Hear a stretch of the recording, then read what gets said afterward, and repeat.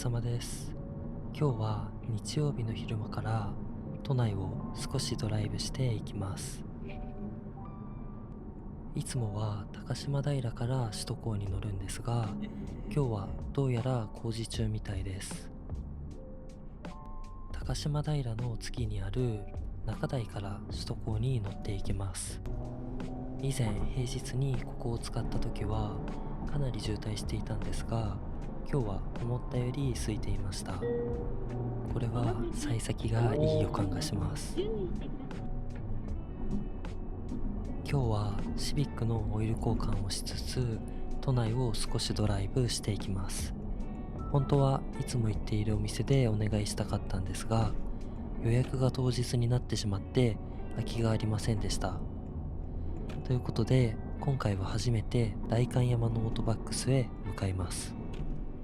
代官山と聞くとおしゃれな街のイメージがあるので、オイル交換をしに行くだけなのに少しだけ背伸びが伸びます。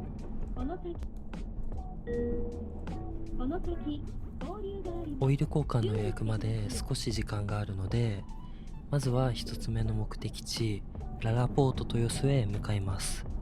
首都高は新富町出口を降りて、ここから豊洲方向へ走っていきます。オイル交換がメインの予定なんですが、せっかく都内まで出るので楽しんでいこうと思います。湾岸エリアのこの辺りの景色が本当に好きなんですよね。前は毎週末のようにこの辺りを走りに来ていました。昼間の明けた雰囲気もすごく綺麗なんですが、夜になるとまた別の表情があって、夜景を見ながら走る時間もかなり好きです。この辺りはちょうど左手にスカイツリーが見えるので、湾岸の景色と一緒に楽しむことができます。ララポート豊洲に到着しました。ただ入りたかった駐車場が右折では入れなかったので、一旦通り過ぎて左折で入れそうなところを探します。このララポは建物がかなり広いので、目的のお店がある場所に近い駐車場を選んだ方が良さそうです。ここで今日一番のやらかしをします。駐車場に入るとき、後ろの車が少し気になったのと、坂道でのマニュアル操作に焦ってしまって、窓につけていたカメラのスタンドをすっかり忘れてそのまま巻き込んでしまいました。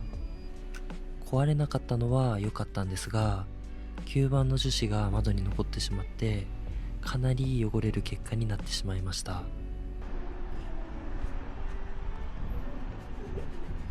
本来の使い方ではないんですが、トランクに入っていた水垢取りで急遽窓の汚れを落としていきます。たまたま洗車道具を積んでいて良かったです。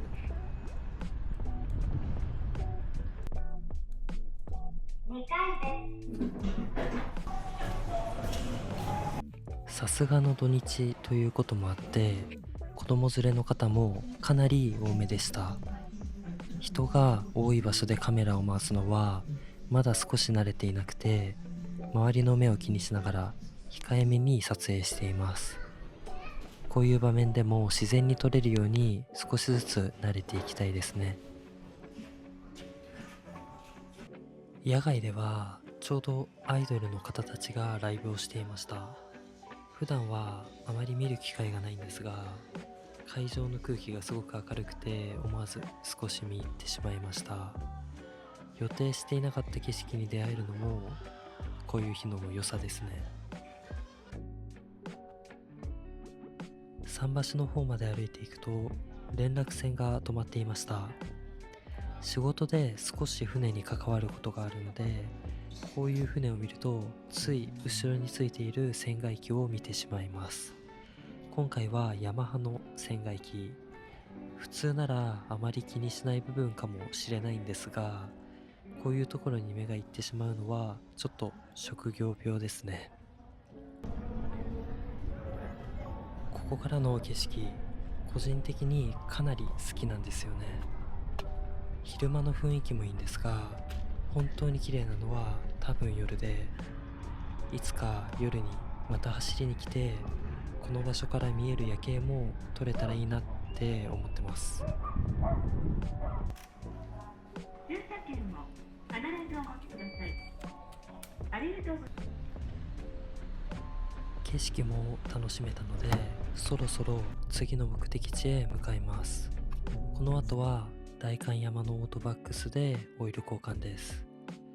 ドライブの途中でオイル交換するのは少し変な感じもしますが、こういう予定を入れられるのも車で出かける楽しさですね。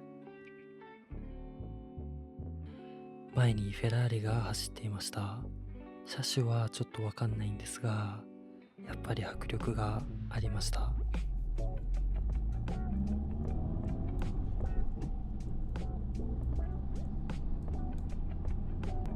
フェラーリに続いてアストンマーチンがいました。もう本当にすごい車が多いですね。走ってるだけでいろんな車に出会えて楽しいです。都内を走っているうちに代官山のオートバックスに到着しました。駐車場の入り方が少し分からず迷っていたんですが、警備員の方が丁寧に案内してくださいました。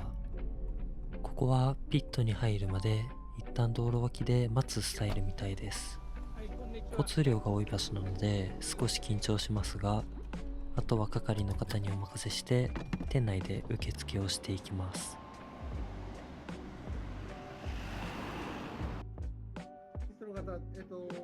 店員さんに話を聞くと、今はホルムズ海峡の影響もあってオイルが少し品薄気味とのことでした。選べる銘柄は限られていたんですが、今回はその中から車に合いそうな化学合成油を選びました。こういうところはあまり詳しくないので、店員さんに相談しながら決めています。今回のオイル交換は12,600円でした。正直なかなか痛い出費です。ただ、車を気持ちよく走らせるための必要経費だと思って、ここはちゃんと払っていきます。オイル交換が終わるまで1時間ちょっとかかるみたいです。ただ待ってるのも少しもったいないので、代官山を軽く散歩してみることにします。せっかくなので、まずは蔦屋書店の方へ向かってみます。スターバックスでコーヒーとドーナツを買いました。蔦屋書店に来たんですが、今回の目的は本を見るというより、駐車場に止まっている車を少し眺めることです。都内らしい車がいろいろ止まっていて、ただ見ているだけでも結構楽しい時間です。こういう過ごし方もたまにはいいですね。タンブリンズというお店に大きな犬のオブジェが展示されていました。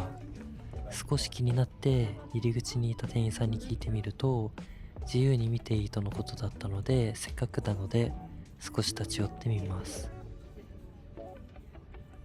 謎のロボットもすごかったです。せっかくなので2階のショップにも少しお邪魔してみました。どうやらここは香水やフレグランスのお店みたいです。普段の自分ならなかなか入ることのないかなりおしゃれな雰囲気のお店でした。ルームフレグランスはだいたい15,000円くらい、オイル交換には12,600円払えるのに、ルームフレグランスに1万円以上出すのはまだ少し勇気がいります。こういうものを自然に選べるようになったら大人になった感じがしますね。無事にオイル交換が終わったみたいです。最後にメカニックの方がオイルの量を見せながら説明してくれました。正直細かいところまで分かりませんでしたが、とりあえず問題なく完了したみたいで安心です。都内は一本道をそれるだけで急に道幅が狭くなります。こういう場所でのすれ違いはやっぱり少し気を使いますね。歩行者や自転車が急に出てくることもあるので、焦らずゆっくり進んでいきます。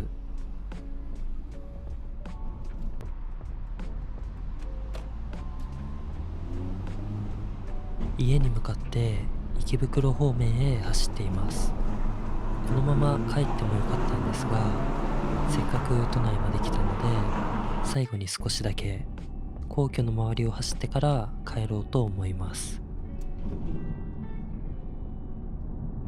この辺りはいろいろな省庁の建物が集まっている霞が関です。普段走っている都内の街並みとは少し違って、空気もどこか引き締まっている感じがします。右手には丸の内、左手には皇居が見えます。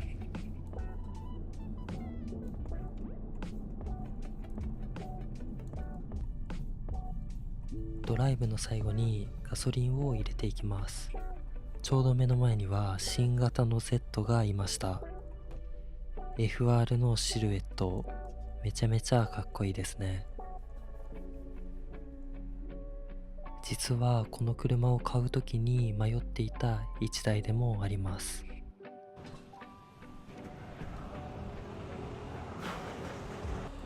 今回は廃屋満タンで6089円でした。